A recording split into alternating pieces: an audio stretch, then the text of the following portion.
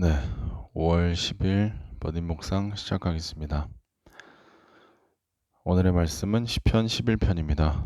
말씀부터 보시겠습니다. 내가 주님께 피하였거늘 어찌하여 너희는 나에게 이렇게 말하느냐? 너는 새처럼 너의 산에서 피하여라.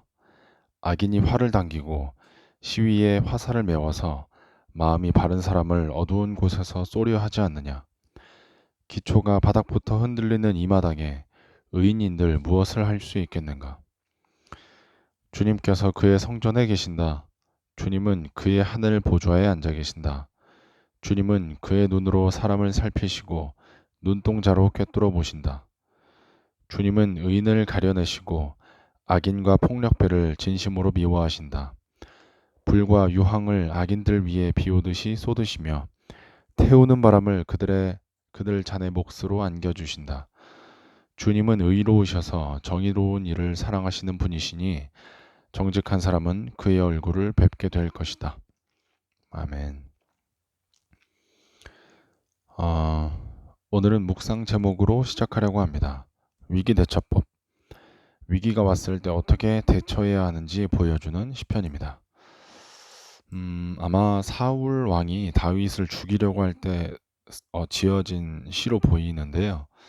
제가 여러 출처에서 확인받은 게 아니라서 자신 있게 말씀드리지 못하겠어요. 어쨌든 누군가에게 쫓겨 살기 위해 도망하는 상황에 지어진 시임에는 틀림없습니다. 이런 상황에 시인은 하나님께로 피했습니다. 그런데 주변 사람들은 지금 그렇게 하면 안 된다고 합니다. 일단 위기를 모면하는 것이 우선이니까 하나님의 방법만 고집하지 말라고 조언하는 겁니다.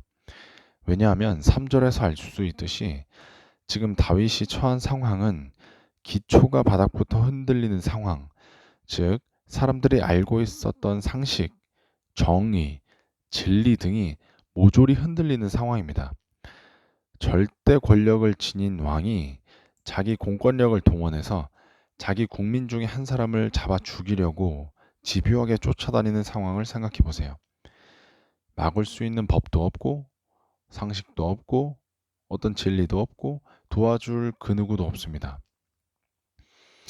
이런 흔들리는 상황이 됐는데 지금 하나님이 대수냐? 네가 의인이라고 뭐 다를 게 있겠냐? 지금 그거 따질 때 아니야. 도망가. 이렇게 말을 하고 있는 것입니다. 그러나 다윗은 그들의 말을 들을 수가 없었습니다. 왜냐하면 하나님은 하나님의 성전, 곧 하늘 보좌에 앉아서 사람들을 꿰뚫어 보시는 분이기 때문입니다. 그분은 정직과 정의는 사랑하시지만 악행과 폭력은 증오하시기 때문에 나중에 악인들은 벌을 받을 것이고 의인은 하나님의 얼굴을 뵐 것이다. 즉 천국에 갈 것이다. 그러니 내가 당장의 위기를 벗어나려고 하나님의 호의를 저버리는 것은 너무나 어리석은 선택이다. 다윗이 이렇게 말하고 있는 내용입니다. 오늘의 묵상입니다. 오늘 다윗이 처했던 상황이 워낙 특수하긴 하지만 사실 우리가 살다 보면 이런 문제들을 종종 만나게 됩니다. 내가 어찌할 수 없는 위기가 찾아왔습니다. 나는 이 위기를 벗어날 힘도 없고 방법도 모릅니다. 나를 도와줄 사람은 주변에 아무도 없습니다. 시간이 지나서 상황이 좋아질 가능성도 없습니다. 그런 위기가 찾아올 수 있다는 거죠. 이럴 때 우리는 어떻게 해야 할까요? 오늘 다윗처럼 하나님께 피하는 것이 답이다. 이겁니다. 왜냐? 하나님은 모든 사람들을 매 순간 감찰하시기 때문입니다. 나중에 하나님의 심판대 앞에 섰을 때 하나님은 그 모든 행동들에 대해 우리에게 책임을 물으실 것이기 때문입니다.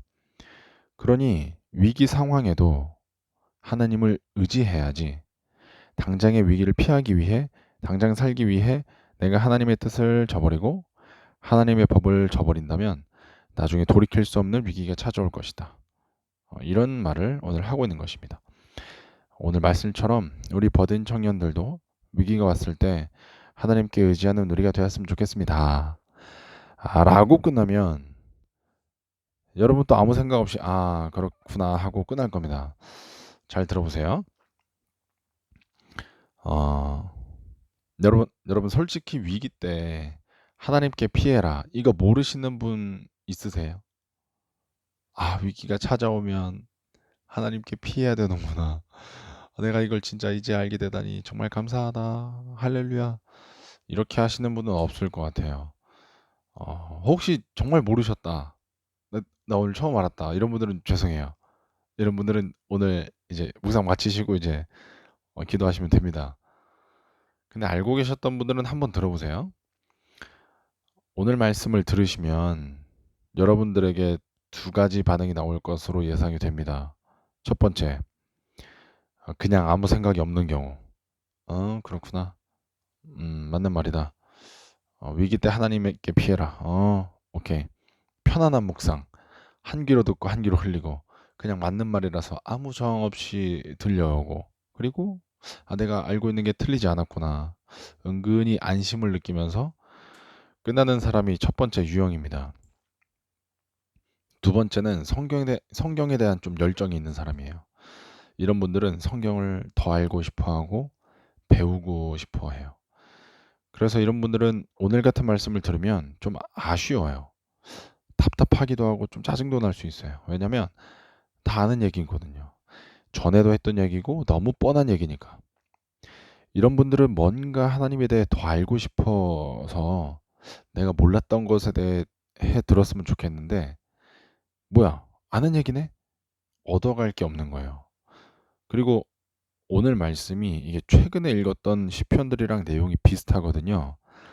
신선함도 없어요. 그러니까 어떤 지적인 자극이 없는 거예요. 이런 분들이 두 번째 유형이 되겠습니다. 자, 여러분들은 지금 어떤 유형인지 모르겠어요? 뭐 어떤 아무 생각이 없는 혹은 조금 아쉬운. 제가 좀 극단적으로 얘기를 했는데 좀 용서해 주세요. 이래야 좀 들으실 것 같아서 좀 세게 말하는 거니까. 이 두 유형 다 우리가 흔히 만날 수 있는 유형인데 뭔가 신앙에 대해서 돌아볼 계기가 있었으면 좋겠어요. 이 두 분 다. 지금 우리가 어떤 한계에 도달했다. 뭔가 깨트려야 될 그런 어떤 장벽을 우리가 만났다. 이렇게 생각하시면 좋을 것 같아요. 오늘의 묵상은 제가 이렇게 제안 드려 볼게요. 아나요? 믿나요? 아나요? 믿나요? 자, 크리스찬 중에 위기 때 하나님을 의지하라는 것을 아는 사람은 많아요. 그런데 그렇게 사는 사람은 드뭅니다. 이 차이를 아시겠죠? 하나님이 나를 사랑한다는 것을 모르는 크리스찬은 없어요. 그런데 그걸 누리고 사는 크리스찬은 적어요. 여러분 이 차이 아시겠죠? 아는 것과 믿는 거는 달라요. 다윗은 위기 때 하나님께 피해야 한다는 걸 알았어요. 그리고 그 사실은 오늘날 우리도 다 압니다. 그런데 그 삶에서 차이가 나는 이유는 뭘까요? 다윗은 그것을 믿었습니다. 그런데 우리는 그거를 믿지 않는 것 같아요. 제자들은 부활하신 예수님이 자기와 함께 하신다는 것을 알았어요. 우리도 예수님이 우리 함께 하신다는 건 알아요. 근데 제자들은 그것을 믿고 목숨 걸고 예수님의 이름을 전파했습니다. 우리는 알기만 할 뿐 그 사실을 믿지는 않습니다. 그 사실을 따르지는 않습니다. 대한민국에 처음 복음이 들어왔을 때 그때 우리 믿음의 선배들은 성경 지식이 참 부족했어요. 성경도 부족했고 가르쳐 줄 사람도 부족했고 그러나 그분들은 한마디 성경 말씀에 삶을 걸었습니다. 그 말씀을 붙잡으셨고 그대로 사셨습니다. 아무 때나 성경을 볼 수 있고 자료도 많고 가르쳐 줄 사람도 풍족한 지금 우리의 삶은 어떨까요? 혹시 우리는 아는 것이 믿음인 줄 알고 착각하며 살아가는 것은 아닐까요? 믿는 것이 믿음이고 사는 것이 믿음인 줄을 믿습니다. 오늘 말씀 보시면서 묵상하실 때 나도 알기만 하는 신앙생활이 아니라 다윗처럼 믿는 신앙생활을 하기로 결정하셨으면 좋겠어요. 그리고 혹시 가능하시면 여러분 아시는 말씀, 좋아하는 말씀도 좋고요. 그냥 기억나는 말씀 아무거나 좋아요. 그 말씀을 딱 떠올리시고 그걸 붙잡으시고 내가 이걸 믿을 수 있도록, 내가 이 말씀대로 살 수 있도록, 혹은 내가 이 말씀을 누리면서 살 수 있도록 하나님께 간구하시는 오늘 하루가 되셨으면 좋겠습니다. 네, 묵상을 정리합니다. 아나요? 믿나요? 아시면 안 되고요. 믿으셔야 되고요. 그대로 사셔야 됩니다. 아는 것이 믿음이 아니라 믿는 것이 믿음입니다. 한 줄 말씀이라도 믿는 우리가 될 수 있기를 소망합니다. 오늘은 제가 써놓은 기도문을 읽으면서 마무리하려고 합니다. 함께 기도하면서 마치겠습니다. 하나님, 오늘 다윗의 삶을 보았습니다. 위기 때에 하나님을 의지하라는 당연한 말씀이지만 그 말씀을 아는 사람과 믿는 사람의 삶이 얼마나 차이 나는지도 생각해 보았습니다. 하나님, 이제 아는 것으로 끝나는 신앙생활은 멈추게 하시옵소서. 말씀을 믿고 살아가는 우리 되게 하여 주시옵소서. 성령 하나님, 우리에게 믿음을 더해 주시옵소서. 예수님의 이름으로 기도합니다. 아멘.